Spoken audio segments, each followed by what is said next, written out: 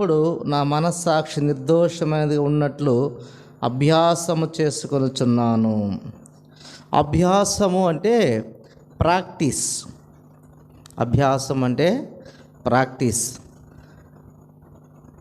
పిల్లలకి ఎగ్జాంపుల్ క్లాస్లో మ్యాథ్స్ చెప్పారనుకో, ఒక మ్యాథ్స్ లెసన్, ఒక మ్యాథ్స్ విన్నారనుకో, ఇంటికి వచ్చి ఏం చేయాలి? దాన్ని ప్రాక్టీస్ చేస్తేనే ఆ ప్రాబ్లమ్స్ వస్తాయి. కానీ ప్రాక్టీస్ మేక్స్ మ్యాన్ పర్ఫెక్ట్ అని ఒక ప్రోవర్బ్ ఉంది. ప్రాక్టీస్ అవసరం, అభ్యాసం అవసరం. ఈయన అభ్యాసం ఈయన ప్రాక్టీస్ ఏంటంటే ఈయన ప్రాక్టీసు మనస్సాక్షి నిర్దోషమైనట్లుగా ఈయన ప్రాక్టీస్ చేస్తున్నాడు. ఎవరి ఎడల? దేవుని ఎడలను, మనుషుల ఎడలను. అప్పుడప్పుడు ఉందా? ఎల్లప్పుడు ఉందా? ఎల్లప్పుడు. ఆ విధముగా తన మనస్సాక్షి నిర్దోషమైనదిగా, దేవుని ఎదుట నిర్దోషంగా ఉండాలి, అదేవిధంగా మనుషుల ఎదుట నిర్దోషంగా ఉండాలి. తన మనస్సాక్షి ఎదుట కూడా మనస్సాక్షి ఎలా ఉండాలి? నిర్దోషంగా ఉండాలి. ఆ విధంగా ప్రాక్టీస్ చేస్తున్నాడు పౌలు. వాస్తవంగా అప్పుడు పౌలు ఆయన సౌలుగా ఉన్నప్పుడు యెరూషలేములో సౌలు బయలుదేరాడు అంటే అక్కడున్న ఆదిమ సంఘానికి, సంఘస్థులకు, ఆ చుట్టుపక్కల ప్రాంతాల్లో ఉన్న సంఘస్థులకు చాలా భయం వేసేది. ఎందుకంటే చిన్నపిల్లలను చూడడు, స్త్రీలను చూడడు, పెద్దలను చూడడు, అందరినీ హింసించేవాడు, సంఘాన్ని పాడు చేసేవాడు, నష్టపరిచేవాడు, హానికరుడు, దోషకుడుగా ఉన్నాడు. అలాంటి వ్యక్తి ప్రభు ఒకసారి దర్శించినప్పుడు, దర్శనంలో ప్రభువుని నమ్ముకొని పౌలు దేవుని చేత ఏర్పరచబడిన తర్వాత ఇప్పుడు గత జీవితం నుంచి, పాత జీవితం నుండి, రోత జీవితం నుంచి వేరు చేయబడి నూతన జీవితంలోకి, నూతన మార్గములోకి, నూతన మనస్సాక్షిని కలిగి ఇప్పుడు తన మనస్సాక్షికి దోషము కలగకుండా నిర్దోషముగా ఉండేలాగన అభ్యాసం చేస్తున్నాడు. ఒకప్పుడు తన మనస్సాక్షి తన మీద దోషం మోపేది, అవునా కదా? సంఘాన్ని హింసించినప్పుడు, బాధించినప్పుడు, స్త్రీలని, పెద్దలని, చిన్నల్ని అందరినీ బాధ పెట్టినప్పుడు తన మనస్సాక్షి తన మీద దోషం మోపేది. మనుషులు అతని మీద దోషం మోపేవారు, దేవుడు అతని మీద దోషం మోపేవారు. ఎప్పుడు?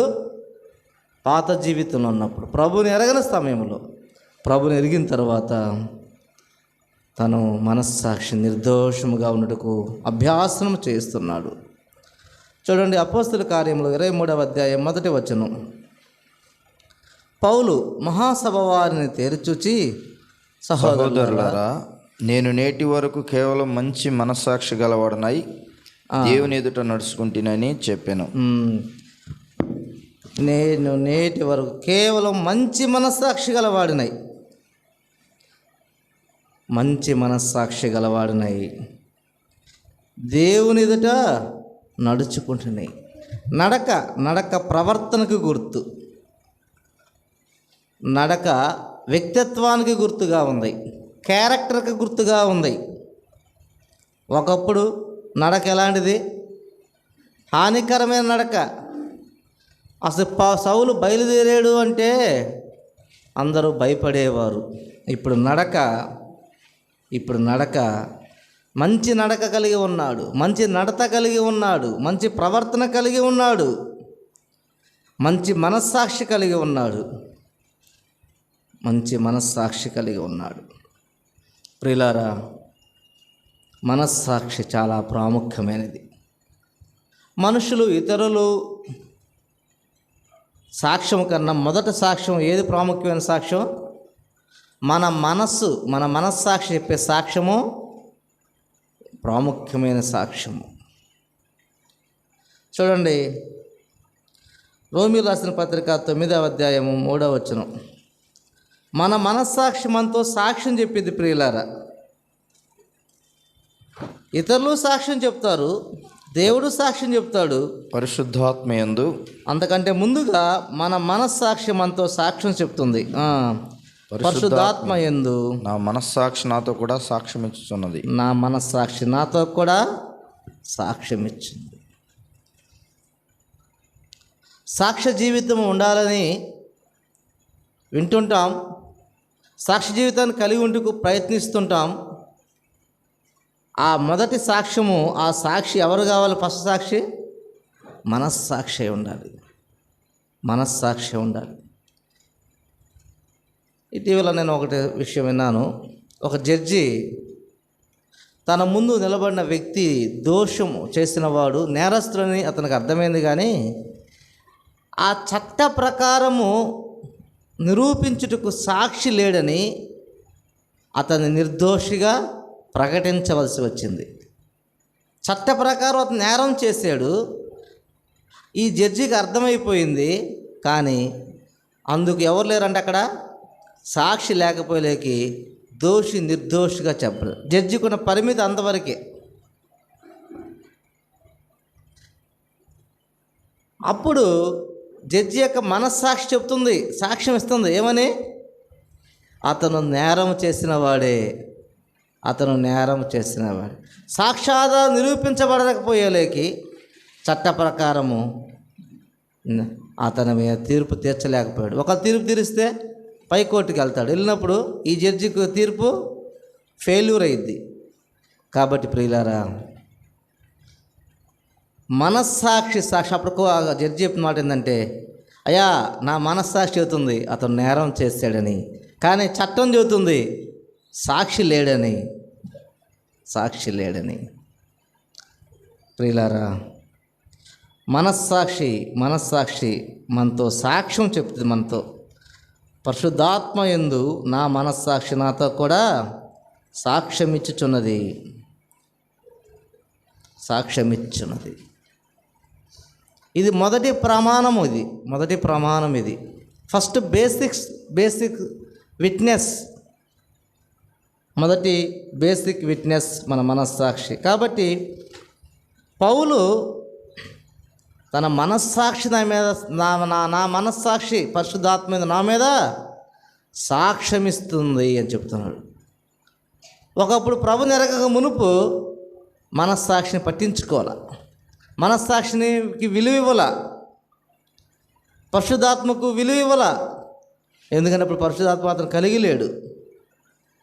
ఇప్పుడు పరిశుద్ధాత్మను కలిగి ఉన్నాడు, రక్షణ పొంది ఉన్నాడు, పరిశుద్ధాత్మ దేవుణ్ణి కలిగి ఉన్నాడు. తన మనస్సాక్షి ఇచ్చే సాక్ష్యాన్ని కూడా అతను కలిగి ఉన్నాడు ప్రియులారా. కాబట్టి విశ్వాస జీవితంలో మనకి మన మనస్సాక్షి సాక్ష్యం ప్రాముఖ్యమైనది. తర్వాత గమనించండి, మనం తీసుకోవాల్సింది, ఎవరైనా ఉన్నప్పుడు ఒక మాట అన్నారనుకో, మనం ఏం ఆలోచన చేయాలంటే బేసిక్గా మనస్సాక్షిని అడగాలి.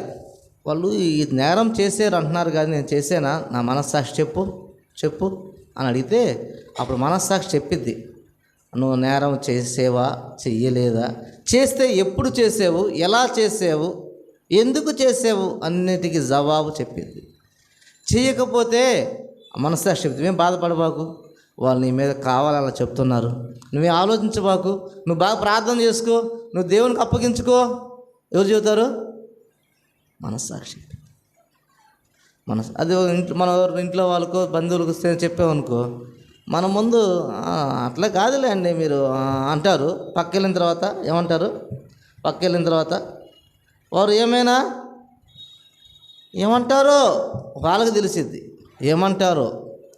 కానీ మనస్సాక్షి చెప్పిద్ది, నువ్వేమి నేరం చేయనప్పుడు నీ మనస్సాక్షి నువ్వు నేరం చేసి ఉంటే నువ్వు కప్పిపుచ్చుకున్నా నువ్వు పక్కెళ్ళని నీ మనస్సాక్షి చెప్పిద్ది. అబద్ధం చెప్పేవిందాడా వాళ్ళకి అక్కడ మంచిగా వాళ్ళకి బాగా వాళ్ళు మేనేజ్ చేసేవుగా అని మనస్సాక్షి గద్దించింది. మనస్సాక్షి గద్దిస్తుంది ప్రియులారా. అదే మంచిగా ఉంటే నీ మనస్సాక్షి నీకు భరోసా ఇచ్చిద్ది, నీకు ధైర్యం చెప్పిద్ది, నిన్ను దేవునికి దగ్గర చేస్తుంది. మనస్సాక్షి సాక్ష్యము ప్రాముఖ్యమైనది ప్రియులారా. తర్వాత చూడండి, 1 తిమోతి రాసిన పత్రిక 1వ అధ్యాయము 3 నుంచి 7 దాకా గమనిస్తే, తిమోతికి రాసిన 1వ పత్రిక మొదటి అధ్యాయము 3వ వచనం నుంచి మనం గమనిస్తే కొన్ని మాటలు నేను మధ్య భాగం చదువుతున్నాను. 5 నుంచి చదువుదాం.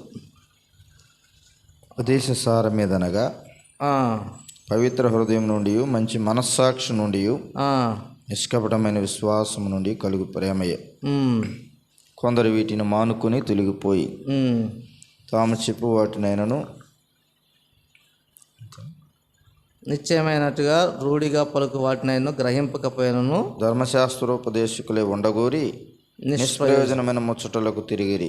అది నిష్ప్రయోజన ముచ్చలు తిరిగారు. ఎవరోళ్ళు? మానుకున్నవారు. ఏం మానుకున్నవారు? కలిగి ఉండని వారు. ఏది కలిగి ఉన్నవారు? మంచి మనస్సాక్షి లేకపోతే ఏమవుతారంటే వాళ్ళు ఏమవుతారు? నిష్ప్రయోజకులు అవుతారు. వాళ్ళు నిష్ప్రయోజకులు ముచ్చట్లు తిరుగుతారు. ముచ్చట్లు తిరగాలంటే ముందేమవ్వాలి? వాళ్ళు నిష్ప్రయోజకులు అవుతారు. నిష్ప్రయోజకులు అంటే ఎవరికి ఉపయోగం ఉండదు. వాళ్ళకు వాళ్ళు ఉపయోగపడరు, కుటుంబానికి ఉపయోగపడరు, సంఘానికి ఉపయోగపడరు, దేవుడికి ఉపయోగపడరు. నిష్ప్రయోజకులు. వాళ్ళ మాటలు కూడా, ఆ ముచ్చట్లు కూడా నిష్ప్రయోజనమే, టైం వేస్ట్ మాటలు. మంచి మనస్సాక్షి ఉండి మంచి మనస్సాక్షి లేని వారి పరిస్థితి నిష్ప్రయోజకులు. మంచి మనస్సాక్షి ఉన్నవాళ్ళు ప్రయోజకులు. మంచి మనస్సాక్షి లేని వాళ్ళు నిష్ప్రయోజకులైతే మంచి మనస్సాక్షి ఉన్నవారు ప్రయోజకులు. ఎవరికి ప్రయోజనం? మంచి మనస్సాక్షి ఉన్న వ్యక్తికి, మంచి మనస్సాక్షి వ్యక్తికి అతను ప్రయోజకుడు అవుతాడు. ఆ మంచి మనస్సాక్షి ఆమె ప్రయోజనం ఉంటుంది. మంచి మనస్సాక్షి ఉంటే ముందు ఆ వ్యక్తికి ప్రయోజనం ఉంటుంది, ఆ కుటుంబానికి ప్రయోజనం ఉంటుంది, ఆ సంఘానికి ప్రయోజనం ఉంటుంది, దేవుడికి కూడా ప్రయోజనం ఉంటుంది ఆ వ్యక్తితోటి. ఎందుకంటే మంచి మనస్సాక్షి గల మనిషిని దేవుడు దగ్గర తీసుకుంటాడు. ప్రియులారా, మంచి మనస్సాక్షి, ఆ మంచి మనస్సాక్షి గల వ్యక్తిలోంచి కూడా ప్రేమ కూడా మంచి ప్రేమ కలిగిద్ది. ఏ ప్రేమ? ప్రేమలు చాలా రకాల ప్రేమలు ఉంటాయి ఈ లోకంలో. స్వార్థమైన ప్రేమ, ఆకర్షమైన ప్రేమ, ధనాన్ని బట్టి, ఇట్లా రకరకాల ప్రేమలు ఉంటాయి. మంచి మనస్సాక్షి గల వ్యక్తిలో వచ్చే ప్రేమ అది మంచి ప్రేమ. అది మంచి ప్రేమ, కల్తీ లేని ప్రేమ అది. ప్రియులారా, మంచి మనస్సాక్షి విశ్వాసుల జీవితానికి అవసరమై ఉన్నది. తర్వాత చూడండి, రోమీయులకు రాసిన పత్రిక 2వ అధ్యాయం 15వ వచనంలో, రోమీయులకు రాసిన పత్రిక 2వ అధ్యాయం 15వ వచనంలో, అటివారి మనస్సాక్షి కూడా సాక్ష్యమిచ్చుచుండగను, వారి తలంపులు ఒకదాని మీద ఒకటి తప్పు మోపుచు లేక తప్పు లేదని చెప్పుచూ ఉండగను, ధర్మశాస్త్రానుసారం తమ హృదయములు ఎందుకు వ్రాయబడినట్టు చూపుచున్నారు. దేవుడు నా సువార్త ప్రకారం యేసుక్రీస్తు ద్వారా మనుషుల రహస్యములను విమర్శించే దినమునందు ఇలాగూ జరుగును. ఒకరోజు విమర్శించే దినం ఉంది. ఎవరి ద్వారా? యేసుక్రీస్తు ద్వారా మనుషులందరి రహస్యములు విమర్శించే దినం ఒకరోజు ఉంది. ఆ రోజు సాక్షులు ఎవరంట? మన తోటి సంఘస్థుల, కుటుంబ సభ్యుల? ఎవరు సాక్షులు? మనస్సాక్షి కూడా సాక్ష్యం ఇచ్చుచున్నది. ఆ వ్యక్తి యొక్క మనస్సాక్షి ఆ వ్యక్తి గురించి ఏం చెప్పింది? అక్కడ సాక్ష్యం ఇస్తుంది. మనస్సాక్షి కూడా సాక్ష్యం ఇచ్చుండగా వారి తలంపులు ఒకదాని మీద ఒకటి తప్పు మోపుచు, వారి తలంపులు అవి చెడ్డ తలంపులు అయితే తప్పు మోపే విధంగా ఉంటున్నాయి, అవి మంచి తలంపులు అయితే తప్పు లేదని చెప్పే విధంగా ఉంటున్నాయి. దీని సాక్ష్యం ఎవరు? మనస్సాక్షి. మనం విమర్శించే దినము ఉంది, తీర్పు దినము ఉంది. ఈ లోకానికి తీర్పు దినము ఉంది. ఆ రోజు నన్ను ఎవరు చూడలేదులే, నేను ఎవరికి తెలియదులే అని మనుషులు ఈరోజు లోకంలో చేసే కార్యకలాపాలకు సాక్ష్యం ఎవరు చెబుతారు? వారి మనస్సాక్షి సాక్ష్యం చెప్తుంది. ఇంకా మనస్సాక్షి చెప్పే సాక్ష్యానికి ఇంకెలాంటి ఇంకేం మాట్లాడటానికి ఏం లేదు. టయాలు, సమయాలు, ఎందుకు, ఎలా, అన్ని విషయాలు మనస్సాక్షి సాక్ష్యం చెప్పిద్ది. తలదించుకోవటమే అవుతుంది. అప్పుడు తలదించుకోవటమే అవుతుంది. చూడండి, ప్రకటన గ్రంథము 20వ అధ్యాయము 11-12 గమనించినప్పుడు, తీర్పు దినం ఉంది ఒకరోజు, విమర్శించే దినం ఉంది ఒకరోజు. 20:11 మరియు ధవలమైన మహాసింహాసనము దాని యందు ఆసీనుడైన ఒకని చూచితిని. ప్రకటన గ్రంథం 20:11 ఉంది. ధవలం అంటే తెల్లటి ఆ యొక్క మహాసింహాసనము. అంటే ఈ లోకంలో ఉన్న సింహాసనంలో కల్లా గొప్ప సింహాసనం అది, ఉన్నతమైన సింహాసనం అది. ఆ మహాసింహాసనము దాని యందు ఆసీనుడై ఉన్న ఒకరిని చూచితిని. ఆసీనుడై ఉన్నవారు ఎవరంటే ప్రభువైన యేసుక్రీస్తు వారు ఆసీనుడై ఉన్నాడు. 12వ వచనంలో మరియు గొప్పవారేమి గొప్పవారు కొద్దివారు మృతులైన వారు ఆ సింహాసనం ఎదుట నిలువబడి ఉండేట్టు అందరు నిలబడ్డారంట. అప్పుడు గ్రంథములు విప్పబడెను. అందరు నిలబడ్డారు. ఎవరు కుర్చీలు ఏమయ్యారు అక్కడేం కుర్చీలు బెంచీలు ఏమి ఉండవు. అందరు నిలబడటమే. గొప్పవారైనా సరే కొద్దివారైనా సరే అందరు నిలబడటమే. మృతులైన వారు కూడా అప్పుడు లేపబడతారు. పునరుద్ధానం ఉన్నది. పునరుద్ధానం విశ్వాసులకే ఉన్నదా, అవిశ్వాసులకు కూడా ఉందా? అందరికి ఉందే. మృతులైన వారు లేచారంటే అర్థమైంది ఏముంది? వాళ్ళకి పునరుద్ధానం ఉంది. చనిపోయిన వాళ్ళందరూ మళ్ళీ ఏమవుతారు? తిరిగి లేస్తారు. వీళ్ళు ఎందుకు లేచారంటే ఆ విమర్శ దినానికి వాళ్ళు లేచి నిలబడ్డారు. ఎవరోళ్ళు? ఆడుంది రాసింది. గొప్పవారు కొద్దివారు మృతులైన వారు ఆ సింహాసనం ఎదుట నిలబడ్డారంటే బ్రతికారని చచ్చిపోయారనే. మృతులైన వాళ్ళు నిలబడ్డారంటే వాళ్ళు బ్రతికేతేనేగా. బ్రతికారంటే ఏంది? చనిపోయిన బ్రతికారంటే అర్థమైంది పునరుద్ధానము. వారు కూడా చనిపోయిన వారు తిరిగి లేచి నిలబడ్డారు. అప్పుడు ఏమైనా సాక్షులు చెబుతున్నారు. సాక్ష్యం ఎవరు? మనస్సాక్షి వీళ్ళందరి మీద సాక్ష్యం చెబుతుంది. వారి మనస్సాక్షి వారి మీద సాక్ష్యం చెబుతుంది. ఆ తర్వాత గ్రంథాలు కూడా ఇప్పబడి అంటే అక్కడ జీవ గ్రంథమును వేరొక గ్రంథము. ఆ గ్రంథం రాయబడినటువంటి తమ క్రియలు చొప్పున మృతులు తీర్పు పొందిరి. ఆ గ్రంథాల్లో కూడా క్రియలు రాయబడ్డాయి. ఎవరు చూసేర్లే అంటే కుదరదు, ఎవరు రాసేర్లే అంటే కుదరదు. మా నిద్ర బాబాకండి. ఎవరు చూసారు అనుకోవడానికి లేదు. చూసేవారు ఉన్నారు, అక్కడ రాసేవాళ్ళు ఉన్నారు. రాస్తానికి పుస్తకాలు ఉన్నాయి. ఈ గ్రంథంలో రాబడిన గ్రంథం కాదు, గ్రంథాలే ఉన్నాయి అక్కడ. మన చరిత్ర రాసేవి, మన బ్రతుకులు రాసేవి, మన క్రియలు రాసేవి, మానవుల యొక్క క్రియలు రాసే గ్రంథాలు. అక్కడ గ్రంథాలు రాసే వ్యక్తి ఉన్నారు, రాస్తానికి పుస్తకాలు గ్రంథాలు అక్కడ ఉన్నవి. సాక్ష్యం చెప్పడానికి మనస్సాక్షి ఉంది. ప్రియులారా, ఆ విధంగా వారి క్రియలు చొప్పున మృతులు తీర్పు పొందిరి. అది తీర్పు దినం, అది విమర్శ దినం కాబట్టి తీర్పు ఉన్నది.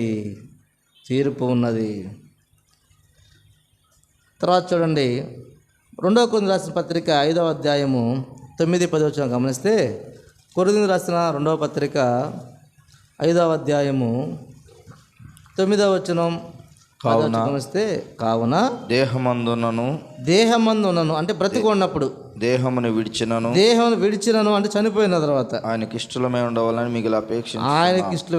మీకు అపేక్షించున్నాం. ఎందుకనగా తాను జరిగించిన క్రియల చొప్పున అవి మంచివైనను సరే చెడ్డవైన సరే దేహంతో జరిగించిన వాటి ఫలమును ప్రతివాడు పొందునట్లు మనమందరము క్రీస్తు న్యాయపీఠ మీదట ప్రత్యక్షం కావాలి. ఇందాక మనం గమనించిన ఆ యొక్క విమర్శ దినము, తీర్పు దినం ముందు ఉండే వాళ్ళంతా ఎవరంటే అవిశ్వాసులు. ధవలమైన సింహాసనం ఎదుట ప్రభువైన యేసుక్రీస్తు ఎదుట నిలబడ్డవారు. ఎవరు నిలబడిన బ్యాచ్ అంతా? కొద్దివారు, గొప్పవారు, మృతులైన వారు అంతా ఎవరంటే అవిశ్వాసులు, ప్రభుని ఎరగని వారు. ఇక్కడ క్రీస్తు న్యాయపీఠ మీద నిలబడిన వాళ్ళు ఎవరు? ఇక్కడ ఎవరు? విశ్వాసులు. క్రీస్తు న్యాయపీఠం ఎదుట ప్రత్యక్షము కావాలను. వీళ్ళు నిలబడాలి అక్కడ క్రీస్తు న్యాయపీఠం ఎదుట. ఈడ కూడా ఎవరున్నారు? ఇక్కడ ధవల సింహాసనం మీద ఎవరు కూర్చో ఉన్నారు? యేసు ప్రభు వారు తీర్పు తీర్చేది. న్యాయపీఠం మీద ఉంది ఎవరు? ఇప్పుడు అక్కడే ఉంది యేసుక్రీస్తు వారే. అనగా అవిశ్వాసులకు తీర్పు తీరుస్తాను కూర్చుంది యేసు ప్రభువారే. విశ్వాసుల విషయంలో న్యాయపీఠ మీద కూర్చుంది యేసు ప్రభువారే. ఆ క్రియలు మంచివైనా చెడ్డవైనా వాటి ఫలాన్ని దేవుడు లెక్కలేస్తాడు. లెక్కలేసి ఫలం ఇస్తాడు, గిఫ్ట్ ఇస్తాడు. అది మంచి గిఫ్టా, ఎలాంటి గిఫ్టో, మనల్ని ప్రశంసిస్తాడా, విమర్శిస్తాడా, మనల్ని మెచ్చుకుంటాడా, లేకపోతే మెచ్చుకోడా అనేది వారి వారి క్రియలను బట్టి దేవుడు నిర్ణయిస్తాడు. చూడండి, ప్రకటన గ్రంథము 22వ అధ్యాయము 11వ వచనం మనం గమనించినప్పుడు 11, 12 వచనాల్లో అన్యాయం చేయువాడు ఇంకను అన్యాయం చేయనిమ్ము, అపవిత్రుడైన వాడు ఇంకను అపవిత్రుడుగానే ఉండనిమ్ము, నీతిమంతుడు ఇంకను నీతిమంతుడిగానే ఉండనిమ్ము, పరిశుద్ధుడు ఇంకను పరిశుద్ధుడిగానే ఉండనిమ్ము. ఇక్కడ గమనిస్తూ చూడండి ప్రియులారా, ఇదిగో త్వరగా వచ్చుచున్నాను, వాని క్రియ చొప్పున ప్రతి వానికి ఇచ్చుటకు నేను సిద్ధపరిచిన జీతము నా యొద్ద ఉన్నది. అది జీతము నా యొద్ద ఉన్నది. అదే ఫలము జీతము నా యొద్ద ఉన్నది. వాని క్రియ చొప్పున క్రీస్తు న్యాయపీఠ మీద ఉన్నప్పుడు వారి క్రియలు దేవుడు లెక్కిస్తాడు. ఆయన వారి క్రియలు చొప్పున వారికి ఫలాన్ని ఇస్తాడు, జీతాన్ని ఇస్తాడు, ప్రశంసలు ఇస్తాడు, కిరీటాలు ఇస్తాడు. కాబట్టి అప్పుడు అదేం లేదు దేవా, అట్లేం కాదు, నేను అట్లా కాదు ఎట్లా అని చెప్పామనుకో, అప్పుడు ఏమన్నా ఒకళ్ళు సాక్ష్యం చెప్తారు. ఎవరోళ్ళు? సాక్ష్యం చెప్తారు. గ్రంథాల్లో రాయబడి ఉంటాయి. అప్పుడు కూడా సాక్ష్యం ఉంటుంది. ప్రియులారా, నేటి పరిస్థితుల్లో విశ్వాసుల పరిస్థితులు ఎలా ఉన్నవంటే, ఎలా ఉన్నవి కూడా సాక్ష్యం ఎవరు చెబుతారు? బోధకుడు చెబుతాడు సాక్ష్యం, పాస్టర్ గారు చెబుతారా? మనస్సాక్షి సాక్ష్యం చెప్పిద్ది. ఎవరు సాక్ష్యం? సాక్ష్యం చెప్పిద్ది. ఇంకా మనం ఎవరో సాక్ష్యం చెబుతారో కూడా మనం ముందు భాగంలో చూడగలం.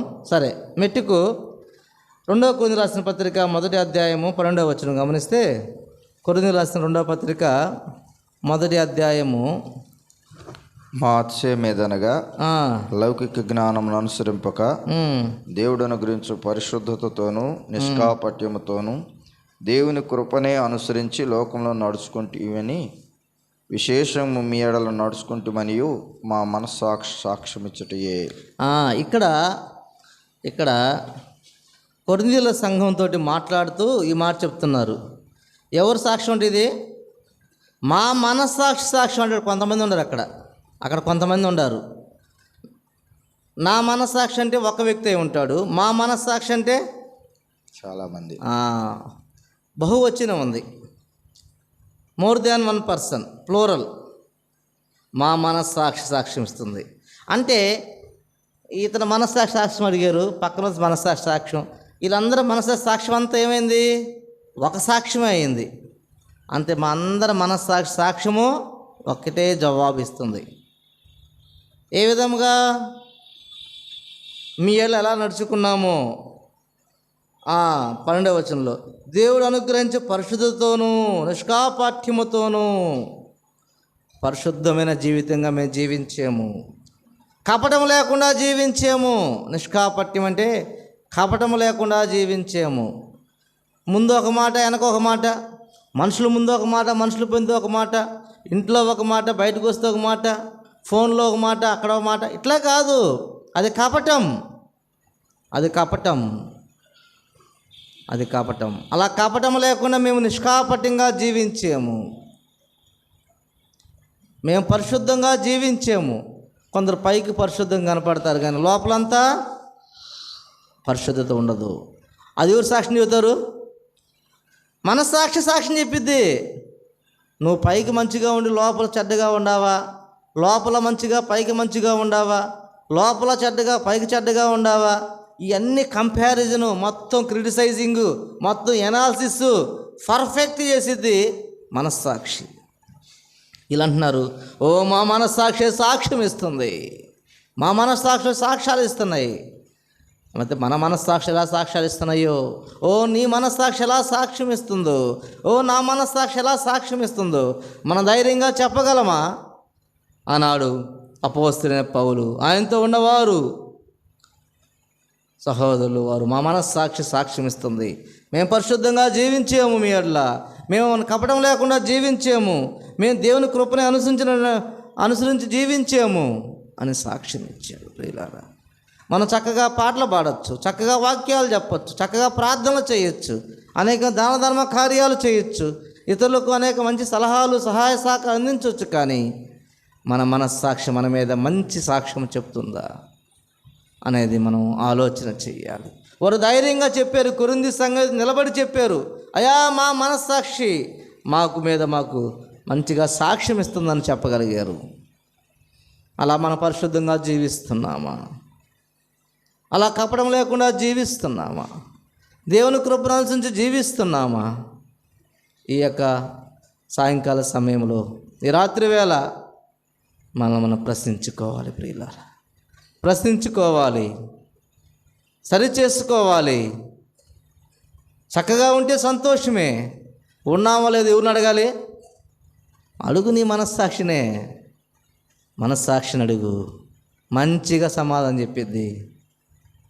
ఇంకను చూడండి ప్రియులారా, ఇంకను చూడండి, తెస్సలోనికీయులకు రాసిన మొదటి పత్రిక 9వ అధ్యాయము, మొదటి అధ్యాయము 9-10 వచనాలు. తెస్సలోనికీయులకు రాసిన మొదటి అధ్యాయము, మొదటి తెస్సలోనికీయులకు రాసిన పత్రిక మొదటి అధ్యాయము మీ యొద్ద మాకు 9వ వచనం 10వ కలిగను, అక్కడ జనులు మమ్మను గూర్చి తెలియజెప్పుచున్నారు. మరియు మీరు విగ్రహములను విడిచిపెట్టి జీవము గలవాడును సత్యవంతుడునగు దేవునికి దాసులగుటకును దేవుడు మృతుల్లో నుండి లేపిన యేసు అనగా రాబో ఉగ్రత నుండి మనల్ని తప్పించుచున్న ఆయన కుమారుడైన యేసు పరలోకము నుండి వచ్చునని ఎదురు చూచుటకును మీరెలాగూ దేవుని వైపునకు తిరిగితరో ఆ సంగతి వారే తెలియజేయుచున్నారు.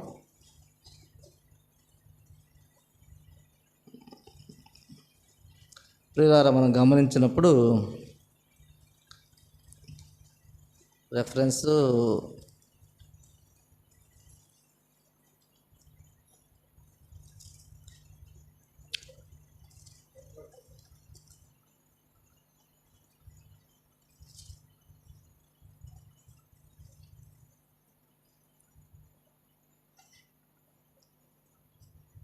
సరే, మనం రెఫరెన్స్ ఏదేదో మిస్టేక్ చెప్పాను. ఇక్కడ మనం గమనిస్తే ప్రియులారా, సాక్షులు ఉంటారు. ఆ సాక్షులు ఎవరంటే మనస్సాక్షి. నేను రెఫరెన్స్ చెప్తాను, మనస్సాక్షి. రెండవది ఇతరుల సాక్ష్యము కూడా, ఇతరుల సాక్ష్యము. మూడవది దేవుని సాక్ష్యము. ఎంతమంది సాక్షులు? మనస్సాక్షి, అదేవిధంగా ఇతరుల సాక్ష్యము, మూడవది దేవుని సాక్ష్యము. రెఫరెన్స్ నేను మర్చిపోయానది. ఆ 3 మాటలు మనం ఆ రెఫరెన్స్లో గమనించగలము. చూస్తాను, నేను చెప్తాను. 2:10 మొదటి తెస్సలోనికీయులకు రాసిన పత్రిక 2:10 కరెక్టే. మేము విశ్వాసులైన 2:9-10 మీ ఎదుట ఎంతో భక్తిగాను నీతిగాను అనింద్యముగాను ప్రవర్తించుతామో దానికి మీరు సాక్షులు, దేవుడు సాక్షి. అది ప్రియులారా, మనం గమనిస్తే తెస్సలోనికీయులకు రాసిన మొదటి పత్రిక 2వ అధ్యాయము 10వ వచనంలో 9-10 మనం గమనించినప్పుడు వీళ్ళంతా పగలంతా ప్రయాసపడి పనిచేసుకొని దేవుని సువార్త చేసేవారంట. మా ప్రయాసం కష్టం మీకు జ్ఞాపకం ఉన్నది కదా అని 9వ వచనం చూడగలం. మేము మీలో ఎవరికైనా భారంగా ఉండకుండా రాత్రింబవలు కష్టం చేసి జీవనం చేసుకుంటూ దేవుని సువార్త ప్రకటించాము. అందుకు ఎవరు సాక్షులంట? మీరు సాక్షులు, దేవుడు కూడా సాక్షి. 3 సాక్షులు. ఒకటి మనస్సాక్షి సాక్షి, రెండోది మనుషులు సాక్షులు, మూడోది దేవుడు సాక్షి. ప్రియులారా, 3 సాక్షులు మనకి ఉన్నారు. కాబట్టి ఈ 3 సాక్షి విషయంలో మనం పర్ఫెక్ట్గా ఉంటే ఇక మన పర్ఫెక్ట్ని ఇప్పుడు చెప్పగలం. మన సాక్షి విషయంలో, మనసు సాక్షి విషయంలో, దేవుడి సాక్ష్యం విషయంలో మనం పర్ఫెక్ట్గా ఉంటే మనం పర్ఫెక్ట్గా ఉన్నట్టే. ఈ మూడిట్లో ఫస్ట్ దాంట్లో మనం పర్ఫెక్ట్ లేవనుకో, మిగతా సాక్ష్యాలు మొదటి మెట్టే లేకపోతే రెండో మెట్టు పనిచేసిద్దా? మన మనస్సాక్షి మనం చెబుతుంది మన మీద నెగిటివ్ చెబుతుంది అనుకో, నువ్వు బాగలేవని. ఇతరులు చెప్ప నువ్వు మళ్ళీ మంచి అమ్మాయి, అసలు మళ్ళీ మంచి వ్యక్తివి అని చెప్తున్నారు అనుకో, మనస్సాక్షి చెబుతుంది పాపం తెలియదు అమాయకులు, నీ గురించి తెలియదు వాళ్ళకి, నీ సంగతి తెలియదు వాళ్ళకి అని ఎవరు చెబుతుంటుంది? మనస్సాక్షి లోపల సాక్ష్యం చెప్తూ ఉంటుంది. కాబట్టి ప్రియులారా, మనస్సాక్షి సాక్ష్యము ప్రాముఖ్యమైంది. తర్వాత ఇతరుల సాక్ష్యము కూడా ప్రాముఖ్యమైంది. ఇటన్నిటికంటే ముఖ్యమైన ఇంకా ప్రాముఖ్యమైనది దేవుని సాక్ష్యం. ఒక ఆయన గురించి దేవుడు సాక్ష్యం చెప్పాడు. ఏమని చెప్పాడంటే, భూమి మీద ఉన్న అందట్లో ఈయన ఎవరంట? మిక్కిలి సాత్విక్. ఒక అతను సాక్ష్యం చెప్పాడు. ఇంకో ఆయన సాక్షి చెప్పాడు, ఇతను నా యొక్క హృదయానుసారుడు. దావీదు గురించి సాక్ష్యం. అట్లా దేవుడు సాక్ష్యాలు చెప్తుంటాడు. చెప్తాడు లేదా? అప్పుడు దేవుడు సాక్షి ఎవరికి? మోసే విషయంలో లేదా దావీదు విషయంలో ఎవరు సాక్షి? దేవుడే సాక్షి. దేవుడు కూడా సాక్ష్యం చెబుతాడు. మనుషులు కూడా సాక్ష్యం చెప్తారు. మనస్సాక్షి కూడా సాక్ష్యం చెప్తుంది. కాబట్టి ప్రియులారా, గమనించండి, మనము దేవుని సాక్ష్యము మనం కలిగి ఉండాలి. ఇతరుల సాక్ష్యం మనం కలిగి ఉండాలి. మన మనసు యొక్క సాక్ష్యం కలిగి ఉండాలి. చాలామంది కొన్ని సంఘాలు కొన్నిసార్లు పోతే నేను సాక్ష్యం చెబుతాను నిలబడతారు వాళ్ళు. మన సంఘాలు లేదు కానీ సాక్ష్యం చెబుతాను నిలబడతారు వాళ్ళు. నిలబడి ఏదో ఒక జరిగిన ఒక అద్భుతం ఆశ్చర్యం చెప్తారు. అది దేవుడు చేసిన గొప్ప కార్యం అంతవరకే, అది సాక్ష్యం కాదు. ఇది సాక్ష్యం. మనస్సాక్షి చెప్పేది సాక్ష్యం, ఇతరులు చెప్పేది, నీ గురించి చెప్పేది సాక్ష్యం, దేవుడు చెప్పేది సాక్ష్యం. వాళ్ళకి ఈ సాక్ష్యాల గురించి తెలియకుండా వాళ్ళు ఏదో మాకు దేవుడు ఇలా సహాయం చేశాడు, నాకు బాగలేకపోతే తలనొప్పి వస్తే అమ్మని ప్రార్థన చేయాలి, అయ్యగారు ప్రార్థన చేయాలి, తలనొప్పి తగ్గిపోయిందని సాక్ష్యం చెప్తారు. అది సాక్ష్యం కాదు. అది దేవుడి గొప్ప కార్యం, అది కాబట్టి సాక్ష్యము ప్రాముఖ్యమైనది. గమనించండి, తిమోతి రాసిన మొదటి పత్రిక 1వ అధ్యాయము 19వ వచనం 20వ వచనం గమనిస్తే, మనస్సాక్షిని త్రోసివేసిన బ్యాచ్ ఉంది, ఒక బ్యాచ్. ఎందుకంటే మనస్సాక్షిని యొక్క సాక్ష్యాన్ని ఏం చేశారు వీళ్ళు? సాక్ష్యం చెప్పింది అనుకో, మనస్సాక్షిని త్రోసివేసిన పక్కనుండు, నువ్వు నోరు మూసుకో మనస్సాక్షి అని చెప్పే బ్యాచ్ ఉండారు లేదా? ఉండారు. చూడండి 19వ వచనం, అట్టి మనస్సాక్షిని కొందరు త్రోసివేసి విశ్వాస విషయమైన ఓడబ్రద్దలైపోయిన వారి వలె చెడి ఉన్నారు. ఎవరంటే త్రోసివేసిన బ్యాచ్? విశ్వాసులే వారి యొక్క సాక్ష్యాన్ని ఏం చేస్తున్నారు? వీళ్ళు త్రోసివేస్తున్నారు. మనస్సాక్షి యొక్క సాక్ష్యాన్ని, మనస్సాక్షి చెప్పే మాటలను నోరు మూపిస్తున్నారు. నోరు మూపించి వీళ్ళేం బాగుపడ్డారు అంటే చెడిపోయి ఉండారు. ఎట్లా అయ్యారండి వీళ్ళు? చెడిపోయారు.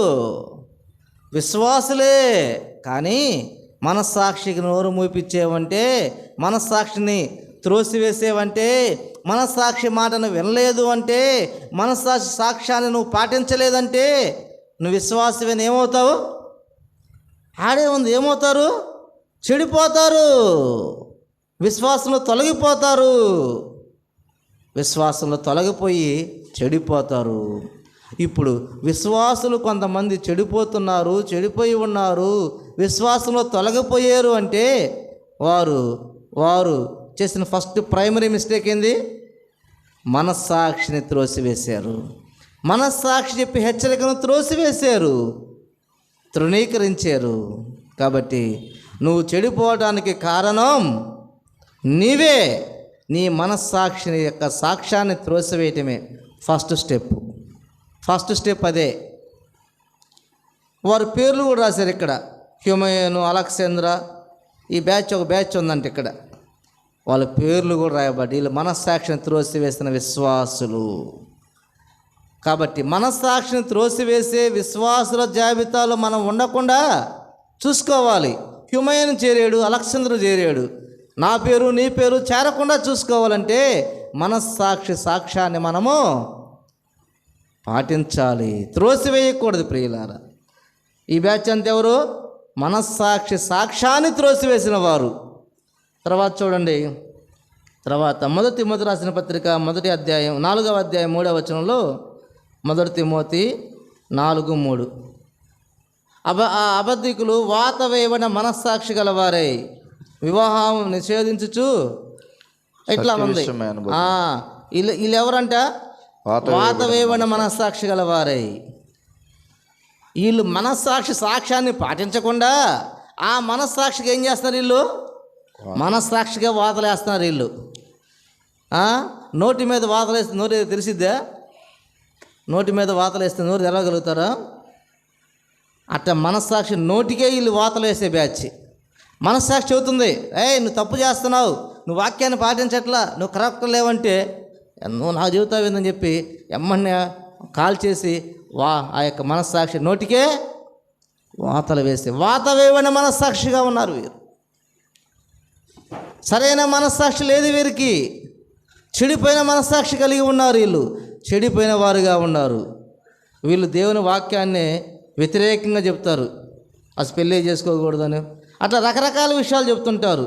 అబ్బా అట్లేదు, మనస్సాక్షి చెప్పింది. దేవుని వాక్యం ఎలా ఉందంటే ఆ మనస్సాక్షికి వాళ్ళు వాతలు వేసి దాన్ని వాత వేయబడిన మనస్సాక్షిగా చేస్తారు. ప్రియులారా, ఒకళ్ళేమో మనస్సాక్షి చెప్పే సాక్ష్యాన్ని త్రోసివేసేవాళ్ళు, ఒకళ్ళు మనస్సాక్షి వాత వేయబడిన మనస్సాక్షి కలిగిన వారుగా ఉన్నారు. ఎవరిల్లు? విశ్వాసులే. ఎవరిల్లు? విశ్వాసులే. విశ్వాసులే. అలా ఉన్నామా? పరిశీలన చేసుకోవాలి ప్రియులారా. తర్వాత చూడండి, మనము తిమోతి రాసిన మొదటి పత్రిక 3వ అధ్యాయము మనము 8-9 వచనాల్లో ఒక మాట ఉంది. మనం అది మొదటి తిమోతి రాసిన మొదటి పత్రిక 3వ అధ్యాయము 8-9లో మనం గమనించినప్పుడు, అలాగుననే పరిచారకులు మాన్యులై ఉండి. పరిచారకులు ఎలా ఉండాలంటే వాళ్ళు మాన్యులుగా ఉండాలి. ద్విమనస్కులను. ద్విమనస్కులు అంటే ద్విమనస్కులుగా ఉండకూడదు. వాళ్ళు మద్యపానం కలిగి ఉండకూడదు. దుర్లాభమును అపేక్షించే ఏదో లాభాన్ని ఆశించే బ్యాచ్గా ఉండకూడదంట. విశ్వాస మర్మమును పవిత్రమైన మనస్సాక్షితో గైకొను వారై ఉండవాలి. వారి మనస్సాక్షి ఎలా ఉండాలి? పవిత్రమైన మనస్సాక్షి ఉండాలి. వాతావరణ మనస్సాక్షి ఉండకూడదు. పరిచారకులకి మనస్సాక్షి త్రోసివేసేవారుగా ఉండకూడదు. వారు పవిత్రమైన మనస్సాక్షి కలిగి ఉండాలి. పవిత్రమైన పరిచారకులు, వాక్యాన్ని ఉపదేశించేవారు, దేవుని పని చేసేవారు, దేవుని పరిచర్య చేసేవాళ్ళు, దేవుని సువార్తను ప్రకటించేవాళ్ళు పవిత్రమైన మనస్సాక్షి కలిగి ఉండాలి. తర్వాత చూస్తే మనం మొదటి తిమోతి 1వ అధ్యాయము 18వ వచనంలో 18లో, నా కుమారుడైన తిమోతి, నీవు విశ్వాసమును మంచి మనస్సాక్షి కలిగిన వాడివై. పరిచారకుడికి ఏముండాలంట? పవిత్రమైన మనస్సాక్షి ఉండాలి. రెండోది మంచి మనస్సాక్షి ఉండాలి. పౌలు చెప్పాడు తిమోతికి, నువ్వు మంచి మనస్సాక్షి కలిగి ఉండు. మంచి మనస్సాక్షి ఉంటే అది అతనికి ప్రయోజనము, కుటుంబానికి ప్రయోజనము, సంఘానికి ప్రయోజకుడిగా ఉంటాడు, దేవునికి ప్రయోజకుడిగా ఉంటాడు. మంచి మనస్సాక్షి గల వ్యక్తి, పవిత్రమైన మనస్సాక్షి గల వ్యక్తి, తన పవిత్రత వల్ల తనకి ప్రయోజనం ఉంటుంది, సంఘానికి, కుటుంబానికి, దేవునికి, అందరికీ ప్రయోజనం ఉంటుంది. అదే మంచి మనస్సాక్షి లేకపోతే, పవిత్రమైన మనస్సాక్షి లేకపోతే వారు చెడిపోతారు. కాబట్టి ప్రియులారా, పరిచారకులు, విశ్వాసులు, దేవుని బిడ్డలు మంచి మనస్సాక్షి కలిగి ఉండాలి, పవిత్రమైన మనస్సాక్షి కలిగి ఉండాలి. 2 తిమోతి రాసిన పత్రిక 1వ అధ్యాయము 4వ వచనం గమనించినప్పుడు, నిష్కపటమైన విశ్వాసమును జ్ఞాపకం చేసుకొని నా పితురాచార ప్రకారం నిర్మలమైన మనస్సాక్షితో నేను సేవించుచున్న దేవుని ఎడల కృతజ్ఞుడనై ఉన్నాను. ఏ సాక్ష్యం? నిర్మలమైన మనస్సాక్షి ఉండాలంట. నిర్మలమైన మనస్సాక్షి కలిగి ఉండాలి. విశ్వాసులు నిర్మలమైన మనస్సాక్షి కలిగి ఉండాలి. ప్రియులారా, ఎలాంటి మలినం ఉండకూడదు, నిర్మలముగా ఉండాలి. తర్వాత చూడండి ప్రియులారా, హెబ్రీ రాసిన పత్రిక 10వ అధ్యాయము 22వ వచనంలో, హెబ్రీ 10:22లో, హెబ్రీ రాసిన పత్రిక 10వ అధ్యాయం 22వ వచనంలో,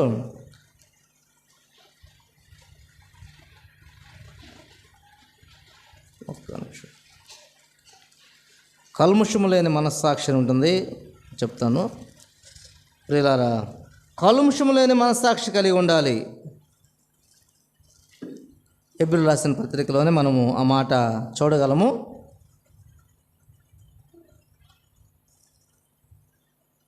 ఆ 22వ వచనమే కరెక్టే. హెబ్రీ 10:22లో, మనస్సాక్షి కలుషము తోచకుండినట్లు ప్రోక్షింపబడిన హృదయముల గలవారమును నిర్మలమైన ఉదకముతో స్నానం చేసిన శరీరములు గలవారమునై ఉండి విశ్వాస విషయంలో సంపూర్ణ నిశ్చయిత కలిగి యథార్థమైన హృదయంతో మనం దేవుని సన్నిధానముకు చేరుదము. ప్రియులారా, మనస్సాక్షి కలుషితం తోచకుండా ఉండాలి. దేవుని సన్నిధానం చేరే మనం ఎలా ఉండాలి? కలుషితం ఉండకూడదు. మనస్సాక్షికి నిర్మలమైన మనస్సాక్షి కలిగి ఉండాలి. మంచి మనస్సాక్షి కలిగి ఉండాలి. పవిత్రమైన మనస్సాక్షి కలిగి ఉండాలి. ఆ విధంగా దేవుని సన్నిధానం చేరాలి. ఎందుకంటే దేవుడికి ఎలాంటి మనస్సాక్షి ఉంది? ఆయనకి మంచి మనస్సాక్షి ఉంటుంది, నిర్మలమైన మనస్సాక్షి ఉంటుంది. ఆయన పవిత్రుడు కాబట్టి పవిత్రమైన మనస్సాక్షి ఉంటుంది. ప్రియులారా, ఆయనలో ఏ కల్మషం లేదు, ఏ పాపం లేదు ఆయనలో. కాబట్టి పరిశుద్ధమైన మనస్సాక్షి ఉంటుంది. దేవుని సన్నిధి చేరే మనము కూడా అలాంటి మంచి కల్మషం లేని నిర్మలమైన మనస్సాక్షి కలిగి ఉండాలి. ప్రియులారా, చివరి ఒక మాట చదివి నేను ముగిస్తాను. హెబ్రీయులకు రాసిన పత్రిక 9వ అధ్యాయము 14వ వచనం. హెబ్రీ 9:14. నిత్యుడుగా ఆత్మ ద్వారా తను తాను దేవునికి నిర్దోషినిగా అర్పించుకున్న క్రీస్తు యొక్క రక్తము నిర్జీవ క్రియలను విడిచి జీవం గల దేవుని సేవించుటకు మీ మనస్సాక్షిని ఎంతో ఎక్కువగా శుద్ధి చేయను. మీ మనస్సాక్షిని ఎంతో ఎక్కువగా శుద్ధి. మీ మనస్సాక్షి కాడి కింద ఏముందంటే మన మనస్సాక్షి ఉంది. ప్రియులారా, మన మనస్సాక్షితో ఒక కల్ముషం ఉందేమో, మన మనస్సాక్షితో అపవిత్రత ఉందేమో, మన మనస్సాక్షిలో ఒకవేళ తులసి వేసే గుణం ఉందేమో, మన మనస్సాక్షి ఒక వాతావరణ మనస్సాక్షిగా ఉందేమో, అయితే మన మనస్సాక్షి ఒక మలినంతో ఉందేమో. అలాంటి మన మనస్సాక్షిని యేసుక్రీస్తు రక్తము సర్వమానవాళి పాప విమోచన కొరకై కలువరి శిలువలో కాచినటువంటి నిర్దోషమైన క్రీస్తు రక్తము మన మనస్సాక్షిని ఏం చేస్తుందంట? ఎంతో ఎక్కువగా శుద్ధి చేస్తుంది. అనేక సార్లు శుద్ధి చేసేది అది యేసు రక్తం ద్వారానే. నీ యొక్క మనస్సాక్షి శుద్ధి కలుగుతుంది. అప్పుడు అది మంచి మనస్సాక్షిగా మారుతుంది. అప్పుడు అది పవిత్రమైన మనస్సాక్షిగా మారుతుంది. అప్పుడు అది నిర్మలమైన మనస్సాక్షిగా మారుతుంది. అప్పుడు అది నీ గురించి మంచి సాక్ష్యము చెప్తుంది. ప్రియులారా, అప్పుడు అలాంటి మనస్సాక్షి కలిగి ఉంటే ఇతర మనుషుల నుంచి నువ్వు మంచి సాక్ష్యం పొందుతావు. నువ్వు అలాంటి మనస్సాక్షి కలిగి ఉంటే దేవుని నుంచి మంచి సాక్ష్యం పొందుతారు. కాబట్టి ఈ రాత్రికాల సమయంలో ప్రభువా యేసయ్యా, నీ పరిశుద్ధ రక్తంతో నా మనస్సాక్షిని కడుగు ప్రభువా, నా మనస్సాక్షిని శుద్ధి చేయి ప్రభువా, నా మనస్సాక్షి ఎంతో శుద్ధి చేయి ప్రభువా. యేసు ప్రభువా, నీ రక్తంతో కడుగయ్యా అని మన మనస్సాక్షి పరిశుద్ధంగా కడగబడాలని, అది పవిత్రమైన మనస్సాక్షిగా, నిర్మలమైన మనస్సాక్షిగా, అది శుద్ధమైన మనస్సాక్షిగా, అది మంచి మనస్సాక్షిగా చేయమని ఈ రాత్రి ప్రభుని అడుగుదాం. ప్రియులారా, ప్రభుని అడిగి అలాంటి మనస్సాక్షి కలిగి, అలాంటి మనస్సాక్షి మంచి సాక్ష్యము కలిగిన జీవితం జీవిస్తూ, దేవునికి మహిమకరంగా మనం జీవిస్తూ, క్రీస్తు న్యాయపీఠం ఎదుట మనము ఆయనకి ఇష్టలుగా మంచి బహుమానాలు పొందేవారిగా, మంచి జీతం పొందేవారిగా, మంచి కిరీటాలు పొందేవారిగా మనం జీవించాలని ప్రభుపేట మీకు ప్రేమతో మనం చేస్తున్నాము. దేవుడు తన వినికిడిలో కొద్ది మాట దీవించునుగాక. ఆమేన్.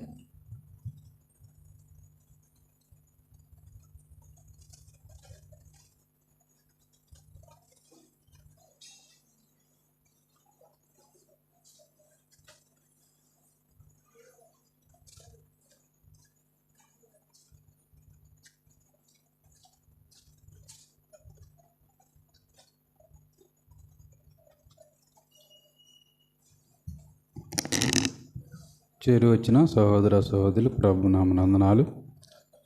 ఇంతవరకు మన ప్రియ సహోదరుని ద్వారా శ్రేష్టమైన సంగతులు విన్నాం. మనస్సాక్షిని గురించిన సంగతి విన్నాం. అనేక విధాలైన మనస్సాక్షులు గురించి మనం విన్నాం. చివరిగా చెప్పబడిన మాట ఏంటంటే, మనస్సాక్షికి కల్మషం తోసుకున్నట్లు ప్రోక్షించబడిన హృదయములు గలవారము, నిర్మలమైన ఉదక స్నానం చేత, వాక్యమను ఉదక స్నానం చేత పరిశుద్ధపరచబడి విశ్వాస విషయంలో సంపూర్ణ నిశ్చయిత కలిగి మనం దేవుని సన్నిధానానికి చేరాలని దైవవాక్యం తెలియజేయబడతా ఉన్నది. కాబట్టి ఒక విశ్వాసి తప్పు చేస్తూ ఉన్నప్పుడు విశ్వాసే కాదు, లోకస్తులైనా మొట్టమొదట హెచ్చరించేది మనస్సాక్షి. నువ్వు చేస్తున్న పని మంచిది కాదని. దాన్ని త్రోసివేసిన తర్వాత మరలా ప్రభు వాక్యం చేత హెచ్చరిస్తాడు. ఆ వాక్యానికి కూడా లోబడకపోవటమే వాత వేయబడిన మనస్సాక్షి. ఆ తర్వాత ఇక మనము తీర్పులో నిలుస్తాం. విశ్వాసులకు న్యాయపీఠం ఎదుట తీర్పు ఉన్నదని మరి బైబిల్ గ్రంథం తెలియజేస్తూ ఉన్నది. న్యాయపీఠం ఎదుట మన యొక్క లోపాలు, మనం చేసిన వాటిని చూపిస్తాడు, బహుమానాలు ఇస్తాడు. అయితే విశ్వాసులకు ఇక్కడే తీర్పు ఉంటుంది. ఇక్కడే అంటే అది రోగము చేత కానీ ఏ విధమైన చేతనైనా కానీ అక్కడేమి శిక్షించేదేమీ లేదు ప్రభు. అక్కడ శారీరకంగా కానీ మరి శిక్షించేదేమీ లేదు, కానీ ఆ శిక్ష అంతా ఇక్కడే పొందుతాం విశ్వాసులైన మనం. అందుకనే శిక్షించబడుచున్నాము అని కొరింథీయులకు రాసిన పత్రిక 11వ అధ్యాయంలో ఉన్నది. కాబట్టి మనస్సాక్షిని త్రోసివేయకుండా, మనస్సాక్షి గద్దించినప్పుడే మనల్ని మనం సరి చేసుకుంటే అది మన ఆత్మీయ జీవితానికి ఎంత మేలు. శ్రేష్టమైన సంగతులు అందించిన మన ప్రియ సహోదరులు ప్రభాకర్ అన్నకు వందనాలు చెల్లిస్తూ ఉన్నాం. ప్రకటనలు చిన్న 2 ప్రకటనలు చదివి నేను శైలస్ అన్న ప్రార్థన చేస్తారు. మన ప్రియ సహోదరి నూనె సరోజనమ్మ గారు కొద్ది సమయం క్రితమే ప్రభు సన్నిధికి చేరారని తెలియజేశారు. కాబట్టి సరోజనమ్మ ఆంటీ వారి కుటుంబ సభ్యుల కొరకు ఈ ప్రార్థనలో జ్ఞాపకం చేసుకోవాల్సిందిగా తెలియజేస్తూ ఉన్నాం. ఈ కూడికి అయిపోయిన తర్వాత సహోదరులు వెళ్ళి ప్రార్థన చేసి వస్తాం. మరి ప్రభు చిత్తమైతే రేపే జరగవచ్చేమో ఆ సమాధి కార్యక్రమం. ఆ కుటుంబం కొరకు ప్రార్థన చేయండి. అలానే మరొక విషాదకరమైన వార్త ఏంటంటే గోలు సుబ్బరావు అంకుల్ గారి చిన్న కుమారుడు కూడా పురుగుల మందు తాగి చనిపోయాడని తెలియజేశారు. కాబట్టి ఆ కుటుంబం కొరకు కూడా మీ ప్రార్థనలో జ్ఞాపకం చేసుకోవాల్సిందిగా తెలియజేస్తూ ఉన్నా. శైలేశ అన్న వచ్చి ప్రార్థన చేస్తారు. మనం కూడికి ముగించుకుందాం.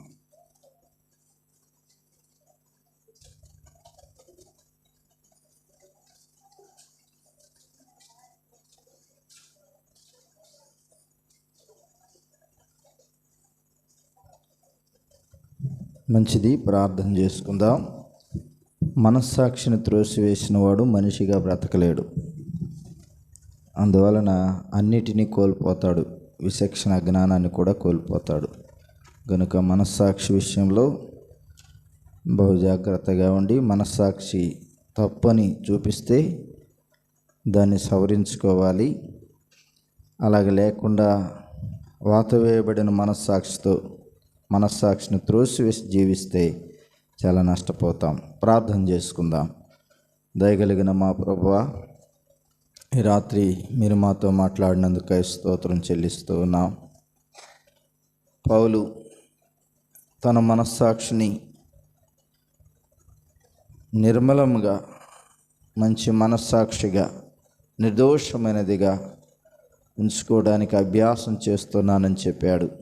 అవును ప్రభు, మా విశ్వాస జీవితంలో మేము కూడా ఇప్పుడు మేము విన్నట్లు మంచి మనస్సాక్షితో, పవిత్రమైన మనస్సాక్షితో, నిర్మలమైన మనస్సాక్షితో మేము బ్రతకడానికి నీవు హెచ్చరిక చేసినప్పుడు, మా మనస్సాక్షి మాతో బోధిస్తున్నప్పుడు లోబడేటట్లుగా, సరి చేసుకునే వారిగా ఉండేటట్లుగా మీ సహాయం మాకు అనుగ్రహించమని, మా ప్రభా చేరి వచ్చిన ప్రతి సహోదరులను దీవించమని ప్రార్థిస్తూ ఉన్నాం. సరోజనమ్మ గారి లోకం దాటి మీ సన్నిధికి చేర్చబడి ఉండగా ఆ బిడ్డలను, ఆమె సంతానం అందరినీ మీరు దీవించండి, రక్షించండి, ఆదరించండి. గోలి సుబ్బారావు గారి కుమారుడు మా ప్రభువా తాను మరణించి ఉండగా, మరణం అనేది అది భీతుల రాజు. మా తండ్రి, మేము నెరగకుండా, మీ వాక్యం విని కూడా లోబడకుండా కొనసాగుతున్నటువంటి ఆ కుటుంబాలను మీరు దర్శించి రక్షించమని, మీ కృపగల స్థానికి మీ దాసుని వాక్యం అందించిన సోదరుని అప్పగించుకుంటూ ఇంకను బలపరచమని క్రీస్తు యేసు అమూల్యమైన నామమునే ప్రార్థించి వేడుకొనుచున్నాం తండ్రి. ఆమేన్. అందరికీ వందనాలు. కూడిక ముగించబడింది. సెలవు తీసుకుందాం.